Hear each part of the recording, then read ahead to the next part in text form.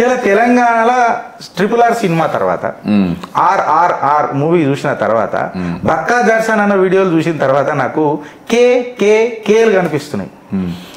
వెనకటికి కల్వకుంట్ల కవిత, దాని తర్వాత భూ కబ్జా, దాని తర్వాత కుంభకోణం. ఈ తెలంగాణ చుట్టూ ఏంది ఈ జాలం ఏంది అని అంట. అసలు దీనికి విముక్తి దొరుకుతుందా మన తెలంగాణకి అని అంట. అగైన్ మళ్ళీ ఇదేమన్నా డైవర్జన్ టాక్టిక్సా అని చెప్పి మిమ్మల్ని అడతా. 3 ప్రశ్నలు వేసిన బ్రదర్. ఇలా చిన్న ఒక పెద్ద రాజకీయం ఉంది. నేనుగా మనం కల్వకుంట్ల కవిత ఉత్తరమే కదా. అవును, ఫైనల్ గా అవును కే వచ్చింది. ఒకటి మీరు కొన్ని కబ్జాలు ఎక్స్పోజ్ చేశారు, కుంభకోణాలను కొన్ని ఎక్స్పోజ్ చేశారు, ఆ తర్వాత మళ్ళీ కవిత కేసు ఎపిసోడ్. అవును. అయితే నన్ను అడ్డం పెట్టుకొని కవితకు నాకు మధ్యలో సెటిల్మెంట్లు కొన్ని చేస్తామనో చాలా మంది కోటీశ్వర్లు కూడా ఏంటో ఏం చేయకుండానే బట్టి తెలుసు అని మాట్లాడేది కోటీశ్వర్లు ఏంటంటే అంటే అంత పవర్ఫుల్ సబ్జెక్ట్ నా దగ్గర ఉంటాయి. అడికోర్ చెప్పిన కదా, ఈ అడికోర్ అనేది చాలా పెద్ద టీం బ్రదర్, చాలా పవర్ఫుల్. ఇది సౌత్ గ్రూప్ కూడా దీనికి లింక్స్ ఉన్నాయి. ఈ అడికోర్ ఇక్కడికి ఆగలే. కల్వకుంట్ల కవిత ఒకటేసారి లెటర్ ఎందుకు పెట్టింది? ఇంకా 3.5 సంవత్సరాలు ఉంది కదా, ఇప్పుడే ఎందుకు పెట్టింది? మళ్ళా నేషనల్ హెరాల్డ్కు లింక్ ఉంటుంది దీనికి. ఎందుకు పెట్టిందంటే ఢిల్లీ ఓన్లీగా ముఖ్యమంత్రి మార్చాలి అనే ఆలోచనకు వచ్చారు. వచ్చినప్పుడు ఈయనతో ఎంతమంది ఎమ్మెల్యేలు పోతుండొచ్చు అనేది ఒక లెక్క వాళ్ళది. ఈ లెక్కల కింది మీదికి అయితే మేము ఏం చేయాలి అని చెప్పేసి కేసీఆర్తో టచ్లా పోయిండ్రు.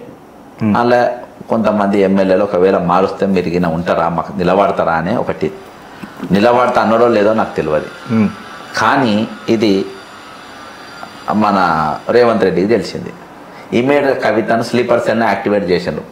ఉత్తరం లిఖో, బాప్కు బ్లాక్మెయిల్ కరో, అప్పక పురాణ దందా ఏ హై, మన మన మన అడికోర్ యొక్క ప్రధానమైన ఎజెండా బ్లాక్మెయిలింగే, చలో లిఖో. ఉత్తరం రాసింది. ఉత్తరం రాసింది ఈమెనే లీక్ చేసుకున్నది. ఎవరు లీక్ చేసిందని ఉల్టా అడుగుతుంది. లీక్ ఎందుకు చేసింది?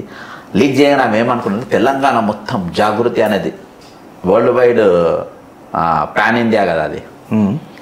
అయితే మొత్తం లేస్తారు, అందరు నిలబడతారు, మరో తెలంగాణ శశికళ లెక్క అయిన శబదం కొడతా, నరివన్ పాయింట్ కాడ మన మైలాపూర్ బీచ్ కాడ కొట్టినట్టుగా కొడతా నేను అని ఈమె అనుకుంది. కానీ అంత స్పందన ఏం రాలే. రాకపోయేటోరికి వీళ్ళు ఏం చేసిందంటే, ఇక నేను కొత్త పార్టీ పెడతా, అట్లా లేస్తుందేమో అని చూసిండ్రు, ఇట్లా లేస్తుందేమో అని చూసిండ్రు. మొత్తానికి అందులో ఏం పెద్దగా నడిచింది లేదు, ఉడికింది లేదు. దీని వెనక ఉన్నది మెయిన్ రోల్ ఏంటంటే రేవంత్ రెడ్డి యొక్క అమ్మో రేవంత్ రెడ్డి ముట్టుకుంటే బీఆర్ఎస్ కూడా మన నెంబర్ రాదు, ఇక నేను పోను బిడ్డ అని కాడికి వస్తుందేమో అని రేవంత్ రెడ్డి ఎక్స్పెక్ట్ చేసింది. కానీ ఆ టైప్లో రాలే.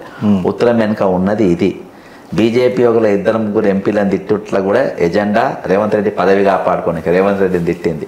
నాకు వాళ్ళకు యుద్ధం ఉన్నదని చెప్పుకోనికే రేవంత్ రెడ్డి మళ్ళీ కవిత ఎంబడి కొంతమంది సింపథైజర్గా రేవంత్ రెడ్డికి బీజేపీలో ఉన్నటువంటి మనుషులు ఆయనతో నిలబడ్డారు. ఎవరితో? కవితతో నిలబడ్డారు.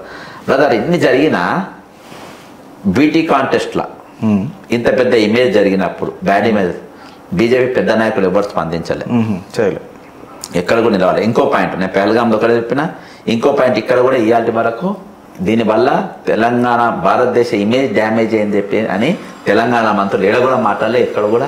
దీన్ని నేను కూడా మా ఛానల్లో పలు ముచ్చట్లు మాట్లాడినా. మా మీద దాడి చేయడానికి మహిళలకు చేతులు వచ్చినాయి. అలా మహిళలు ప్రపంచ స్థాయిలో పోయి సన్ మ్యాగజైన్లో, సన్ పేపర్లలో పోయి నా మీద ఇట్లా ప్రాస్టిట్యూషన్ లెక్క ట్రీట్ చేశారని అంటే మహిళల సీమ్నెత్తురు ఎడబోయింది, మళ్ళీ ఆ మహిళా మూర్తులు ఏమైండ్రు అని చెప్పి నేను మాట్లాడాను కదా. భారతదేశ భవిష్యత్ ఇది. అవును, రాలేదు. ఇక్కడ కూడా స్పందించలే. ఎందుకు స్పందించలేదు? ఎందుకంటే ఈ వెనుక మొత్తంలో వీళ్ళ హ్యాండ్ ఉందని. ఇవాళ ఈ గవర్నమెంట్లో ఫయం ఖురేషి అనేటోడు ఎట్లనో కవితది కూడా అంత పవర్ఫుల్గా నడుస్తుంది ఈ గవర్నమెంట్, రేవంత్ రెడ్డి గవర్నమెంట్. ఉత్తరం కూడా రేవంత్ రెడ్డి సైగల మీదనే నడిచింది, రేవంత్ రెడ్డి కనుసనలోనే నడిచింది. రేవంత్ రెడ్డి నేను ముఖ్యమంత్రి దిగిపోతే మళ్ళీ కవిత కావాలి, కవితనే ముఖ్యమంత్రి అయితే వేరే వాళ్ళు కారు అని గతంలో ఒక స్టేట్మెంట్ కూడా ఇచ్చారు. కేటీఆర్ ఛాన్స్ రాదు. ఎందుకంటే నెక్స్ట్ ఈ గ్రూప్లో, ఈ సౌత్ గ్రూప్లో ఒకరు కావాలి. సౌత్ గ్రూప్ అనేది తెలుసు కదా, లిక్కర్ కేసు, ఇండ్లు ఉన్న వాళ్ళు ఒకరు కావాలి. ఎవరు? దట్ ఈస్ కవిత కావాలని. కానీ రేవంత్ రెడ్డికి తెలియాల్సిన వాస్తవం ఏంటంటే, ఇవాళ కవిత కానీ అంటే అలియాస్ తెలంగాణ శశికళ కానీ లేకుంటే రేవంత్ రెడ్డి అనేటోడు తెలంగాణలో ఎక్కడ నిలబడ్డా వీళ్ళకు డిపాజిట్లు దక్కాయి, డిపాజిట్లు దక్కాయి, వీళ్ళది క్లోజ్, ఇక్కడికి చాప్టర్ క్లోజ్. అది ఇక వీళ్ళు ప్రతి దాంట్లో ప్రతి ఇష్యూల ఇవాళ నా గవర్నమెంట్ ఇవాళ రేవంత్ రెడ్డి ప్రభుత్వం పడిపోతుందంటే ఇవాళ ఆ గవర్నమెంట్లా బీఆర్ఎస్ గవర్నమెంట్ ఉన్నప్పుడు ఈమె సెటిల్మెంట్ చేసుకున్నది, డైరెక్ట్ ఇన్వాల్వ్మెంట్ తక్కువ ఆమె, అందుకని అక్కడికి పోయి అమ్ముకుంది, ఇక్కడ ఎక్కువ సందలేక ఢిల్లీకి పోయి అమ్ముకుంది. రేవంత్ రెడ్డి సర్కార్ అట్ట కదా, ఈమె బహిరంగంగా నడుస్తుంది, ఓపెన్ గా ఈమె హవా నడుస్తుంది. కాబట్టి ప్రతి దాంట్లో వాళ్ళది హ్యాండ్ ఉన్నది అనే వాస్తవం దీంతో ఏమవుతుంది. అయితే ఒక చిన్న క్వశ్చన్ అన్న, to close up the issue or ఇంకొక టాపిక్ తీసుకొని ఖతం చేద్దాం. ఇప్పుడు రేవంత్ రెడ్డిని నిజంగా మారుస్తారంటారా? ఫస్ట్ ప్రశ్న. అగర్ రేవంత్ రెడ్డిని నిజంగా మారుస్తే కర్ణాటకలో 2.5 years తర్వాత సిద్ధరామయ్య గారు ఉన్నారు, సిద్ధరామయ్య గారికి నువ్వు రేవంత్ రెడ్డికి పొంతన పెడుతున్నావు గిరీష్ అని చెప్పి కూడా మీతో ఆర్గ్యుమెంట్ నాకు వస్తుంది. సెకండ్ క్వశ్చన్ పక్కకు పెట్టి తెరసేపు, రేవంత్ రెడ్డిని మారుస్తే రేవంత్ రెడ్డి ఏమైనా కొత్త పార్టీ పెడతాడా ఏదైనా, లేకపోతే చీలిక తెస్తాడా? ఎంతమంది ఎమ్మెల్యేలు కాంగ్రెస్లో పోతారు? నికాసైనా మీరు కాంగ్రెస్ ఐడియాలజీ ఉన్న కార్యకర్త కాబట్టి. కొత్త పార్టీ ఎందుకు పోయిన ఫ్రాంచైజ్ ఉంది కదా టీడీపీ, అది తెచ్చుకొని దానికి అధ్యక్షుడు అవుతాడు. అంటే మళ్ళీ కాంగ్రెస్ ఒక ఓట్ బ్యాంక్ ఉన్నది. బ్రదర్ ఇది not loyal to anyone, ఇది not loyal to anyone చెప్పినా కదా ఇప్పుడు. Loyalty is known to everybody. Party పెట్టారా నెక్స్ట్ టీడీపీకి పోతాడు ఆయన. బ్రదర్ ఆయనకి ఏం లేదు, కాంగ్రెస్ ఎమ్మెల్యేలు ఎవరైనా పోయి జంపు చేయాలి. ఎవరు కూడా బ్రదర్ సీతక్క పోతుందేమో అనుకున్నా, ఆయన కూడా పోయేటట్టు కనబడతలేదు. ఇప్పుడు ఎవ్వరు లేరు ఎంబడిగా, ఎవరు పోయేటోళ్ళు లేరు, ఆయన ఒకటే పోవాలి, నెత్తి మీద పెట్టుకొని పోవాలి. ఆయన భవిష్యత్ ఆయన స్పష్టంగా కనబడుతుంది. బ్రదర్ కాంగ్రెస్ పార్టీ బ్యూటీ చెప్తా, పివి నరసింహారావు అనేటోడు ఒక తోపు కాంగ్రెస్ లో, ఏఐసిసి ప్రెసిడెంట్. ఇది 96లో టికెట్లు పంచిండు, 97లో బై ఎలక్షన్ వచ్చింది, ఈయన బై టికెట్ అప్లై చేసుకుండు. బెరంపూర్ టికెట్ ఈ was the sitting MP I think. Ticket apply చేస్తే సీతారాం కేసరి ఏఐసిసి ప్రెసిడెంట్, ఆయన ఏఐసిసి ప్రెసిడెంట్ చేసింది పివి నరసింహారావు గారు. హూ ఆర్ యూ అన్నాడు P V Narasimha Rao. Who are you అని అన్నారు. That is Congress party. అది రేవంత్కి తెలియదు ఇంకా. రేవంత్ కూడా హూ ఆర్ యూ అనే కాడికి వచ్చింది. తుమ్ కోనే. ఇంటర్నల్ స్టోరీ వేరే ఉంది పివిది. అయితే అట్లా వీళ్ళు ఎప్పుడైతే పార్టీతో గద్దారీ చేస్తారో, ఇంటర్నల్ గా పార్టీని తొక్కే ప్రయత్నం చేస్తావో, పార్టీ అధిష్టానాన్నే బ్లాక్మెయిల్ చేసే ప్రయత్నం చేస్తావో, నీ కంప్లైంట్ తుమ్కోనే అంటది. ఇవాళ నువ్వు who are you I don't know అని ఏసీ నీకు ఒక పెద్ద లెసన్ పోయింది. 3వ రోజు కూడా రేవంత్ రెడ్డి గారు రాహుల్ గాంధీ అపాయింట్మెంట్ కోసం చూసిండ్రు. 3వ రోజు రేవంత్ రెడ్డి ఏఐసిసి గేట్ కాడ నిలబడ్డప్పుడు, అంటే లిటరల్గా నిలవాలే, ఎక్కడో ఉండి but is waiting for appointment. ఈయనను పిలుచుకున్నారు, ఎవరిని? మహేష్ కుమార్ గౌడ్ను. Mahesh you can come with your family.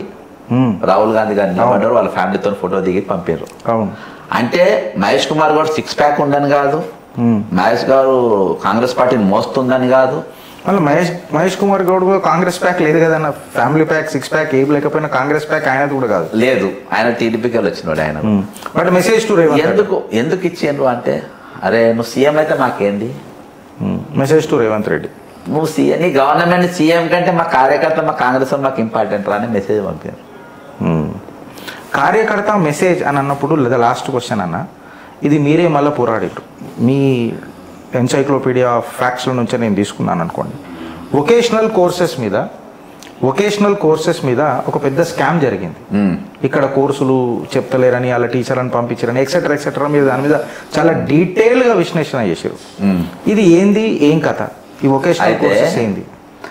గ్రామీణ ప్రాంతంలో ఉన్న పేద, ముఖ్యంగా ఎస్సీ ఎస్టీ బీసీ విద్యార్థుల కోసం పెట్టినటువంటి కార్యక్రమము సమగ్ర శిక్ష అభియాన్ల వొకేషనల్ ట్రైనింగ్ ప్రోగ్రామ్ అనేది ఒకటి ఉంటుంది. వొకేషనల్ ట్రైనింగ్ పార్ట్నర్స్ అని కూడా అంటారు దీన్ని ఏం చేస్తారంటే, అక్కడ కొన్ని కోర్సెస్ అక్కడ పెట్టి కొన్ని సంస్థలకు వాళ్ళకి అప్పచెప్పి వాళ్ళకి ఇవ్వమని అంటారు. అయితే ఈ తెలంగాణ సర్కార్, అంటే ముఖ్యంగా రేవంత్ రెడ్డి ప్రభుత్వం వచ్చిన తర్వాత, అంతకుముందు 5 సంవత్సరాలకు వెళ్ళి ఒక ఆమె అందులో ఉన్నది, ఆమె పేరు సమ్ లేడీ, ఆమె ఉన్నది జాయింట్ డైరెక్టర్గా. ఆమె 5 ఏళ్ళకే ఉన్నది. ఆమె ఇదివరకు హైదరాబాద్ డిఈఓగా కూడా పనిచేసింది. చాలా ఆర్టికల్స్ ఆమె పైన వచ్చేటి. ఆమె అర్హత 2023లో బ్లాక్ లిస్ట్ ఎక్కిన స్కూళ్లకు, ఏజెన్సీలకు ఎవరైతే మేము జీతాలు కూడా ఇవ్వలేము, ఇక మేము చేయలేము అని చెప్పేసి రిటర్న్ ఇచ్చిన స్కూళ్లకు ఈరోజు వాళ్ళకు 172 స్కూళ్ళు ఇచ్చింది. వాళ్ళకు 100 వాళ్ళకి కేటాయించారు. ఇంకా 159 స్కూళ్ళు ఏమో సింగిల్ టెండర్లు ఇచ్చింది. అంటే ఒకటే టెండర్ వచ్చింది, ఒక టెండర్ వస్తే ఏం చేయాలి, రద్దు చేసి ఇంకోటి చేయాలి. అట్లా చేయకుండా వీళ్ళు సింగిల్ టెండర్ వస్తే వాళ్ళకే ఇచ్చారు. మళ్ళీ వాళ్ళకి ఎట్లుండాలి, ప్రభుత్వ స్కూళ్ళల్లో 5 సంవత్సరాలు ఉండి అనుభవం ఉండాలి. ఆ అనుభవం లేకున్నా పర్వాలేదు, మాకు 3 ఏళ్ళు ప్రైవేట్ ఎక్కడ చేసినా పర్వాలేదు అంటే ఎందుకు, వీళ్ళు అనుకున్న దొంగ స్కూళ్ళకు రానికి. మళ్ళీ వీళ్ళు ఇచ్చిన దొంగ స్కూల్ ఎక్కడి, గుజరాత్కి వెళ్ళి వెళ్ళిపోయబడ్డాయి. ఆంధ్రప్రదేశ్లో ఇవి మాకు పనికిరావన్నాయి. ఆంధ్రప్రదేశ్లో పనికిరాని అధికారులను పెట్టుకొని ఇక్కడ ఈమె, ఇంకొక పవన్ కుమార్ రెడ్డి అనేటోడు, సురేందర్ అనేటోడు, ఇంకా కొంతమంది అధికారులు, రాజశేఖర్ రెడ్డి అనేటోడు, ఈ నలుగురు రాత్రి 8 గంటల కూర్చొని ఈ బ్లాక్ లిస్ట్ ఎక్కాల్సిన సంస్థలకు ఈరోజు స్కూళ్ళు కేటాయించుకుంటే ఈరోజు పేద బడుగు బలహీన వర్గాలకు చెందాల్సిన ప్రోగ్రాం ఇలా పోయింది. ఇది దేని కిందికి వస్తుంది, ప్రైమరీ ఎడ్యుకేషన్ కిందికి వస్తుంది. ప్రైమరీ ఎడ్యుకేషన్ ఎవరి కింద ఉంది, మల్లా రేవంత్ రెడ్డి గారి కిందనే ఉంది. మల్లా రేవంత్ రెడ్డి గారి కింద. మరి రేవంత్ రెడ్డి గారికి తెలియకుండా జరుగుతుందా? రేవంత్ రెడ్డి గారు మరి దీనిపైన ఏ రోజైనా దీనిపైన ఒక రివ్యూ మీటింగ్ పెట్టిందా? వాళ్ళతో మాట పెట్టలే. ఎందుకు? పేదోళ్ళకి పోయేటి మాకేం పని? బ్రదర్ రేవంత్ రెడ్డి అంటే దాదాపు ఒక 10 దేశాలు తిరిగాడు. నువ్వు ఏదన్నా ఒక దేశంలో ఒక యూనివర్సిటీ పై నువ్వు చూసినావా? ఆసేపే ఒక స్కూల్ పోయి చూసినావా? అరే ఈ స్కూల్ లెక్క నా స్కూల్ చేస్తా, ఈ కాలేజ్ లెక్క నా కాలేజ్ చేస్తా. లేదు, నీ స్కూల్ కాలేజ్ నువ్వు ముఖ్యమంత్రి బాగా చేసినావు, వీటి లెక్క మీరు చేసుకుంటాను పోయి చెప్పినావా? మన కమిట్మెంట్ ఇక్కడ జరిగినటువంటి స్కామ్. బ్రదర్ నేను ఇక్కడ 2 క్రికెట్ ఎవరికి తెలియదు, ఇందులో టికెట్ల స్కామ్ జరిగింది. విట్ అనేది ఒకటి ఉంటుంది కూడా ఎవరికి తెలియదు, వీటీపీలు అందులో ఒక స్కామ్ జరిగింది. అంటే చిన్న చిన్న సూక్ష్మ స్థాయిలో ఉన్న డిపార్ట్మెంట్లో కూడా వదులుతలేదు. ఎక్కడ డబ్బు వస్తే అక్కడ నాకేయడం, 7 రూపాయలు వస్తే అక్కడ నాకేయడం, లంకె బిందెలు నాకేయడం అంతే. కాబట్టి 7 వదలకుండా లాస్ట్లో ఈ వర్గాన్ని కూడా మొత్తం నాకే అవతల పడేసాను. ఇది పరిస్థితి. That is the scam of VTPs. Thank you బక్కన. ఆల్మోస్ట్ మిస్ వరల్డ్ మీద మీరు కంప్లీట్ చిట్ అయిపోయినరు. అండ్ క్రికెట్ అసలు మాకే తెలియదు, వాళ్ళు మేము బయటకు పోయిందని అనుకున్నాం. కానీ ఏమనుకుంటారు సార్, వీడు అన్ని చూసి ఇంకా స్పోర్ట్స్ జోలికి రాదు, ఎందుకని నేను ఆడలేడు, బాల్ వేయలేడు, బాల్ పట్టుకోలేడు అనుకుంటు. కానీ దేవుని దయ వల్ల అది కూడా నేర్చుకున్నాను. బ్యాట్ బాల్ మీరే అమ్ముతారని తెలియదు, క్రికెట్ లో బ్యాట్ బాల్ మీరే అమ్ముతారని తెలియదు, చిత్తుపత్తు మీరే వేస్తున్నారని కూడా తెలియదు, థర్డ్ అంపైర్ లెక్క మీరు చూస్తున్నారని తెలియదు.